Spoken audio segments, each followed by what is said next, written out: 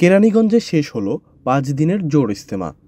মঙ্গলবার সকাল 11টায় আখেরি মোনাজাতের মাধ্যমে শান্তিপূর্ণভাবে সমাপ্ত হয় এই ধর্মীয় সমাবেশ।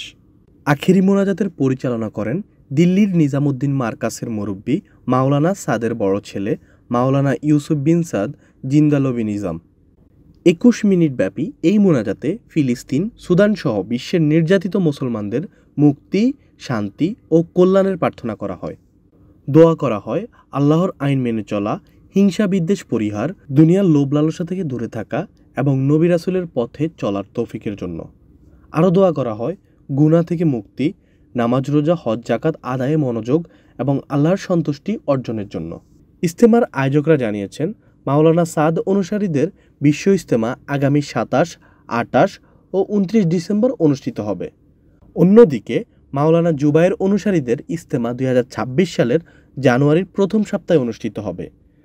আমাদের মুরব্বীরা অনেক রাস্তায় কথা বলে দিয়েছেন, আখলাকের লাইনে, ইমান, আখলাক, আমলের লাইনে। যদি আমরা এই কথাগুলোকে মানতে পারি তো আলহামদুলিল্লাহ আল্লাহ আমাদেরকে সহি রাস্তা দেখেন। ইনশাল্লাহ আমরা সবাই ইনশাল্লাহ নিয়ত করি যে আমরাও যারা ঘরের পুরুষরা আমরা সবাই চিল্লা লাগাবো, 3 চিল্লা লাগাবো। প্রত্যেক ঘরের মধ্যে তালিম চলো হয়, কিতাবের তালিম, আল্লাহ রসুলের কথা, আল্লাহর কোরআনের কথাগুলো প্রত্যেক ঘরে ঘরে এরকম আমল হয়, তালিম হয়। তাহলে আল্লাহ তাআলা ঘরের পরিবেশ পরিবর্তন হবে, সমাজ, দেশ, পুরা দুনিয়া আল্লাহ তাআলা পরিবর্তন হবে। ঢাকার কেরানীগঞ্জ মডেল থানার মেকাইল এলাকায় অনুষ্ঠিত এই জোর ইজতেমায় অংশ নিয়েছেন বাংলাদেশের 64 জেলা ও বিশ্বের 45টি দেশের লাখো মুসল্লি।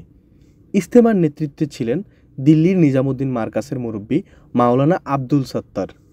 5 দিনের এই জোর ইজতেমায় ছিল ধারাবাহিক বয়ান, নামাজ এবং ইসলামের দাওয়াত পৌঁছে দেওয়ার আহ্বান।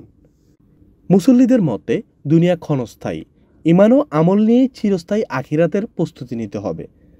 আখিরি মোনাজাতের আমিন আমিন ধ্বনিতে মুখরিত হয় কেরানীগঞ্জের ইজতেমা ময়দান।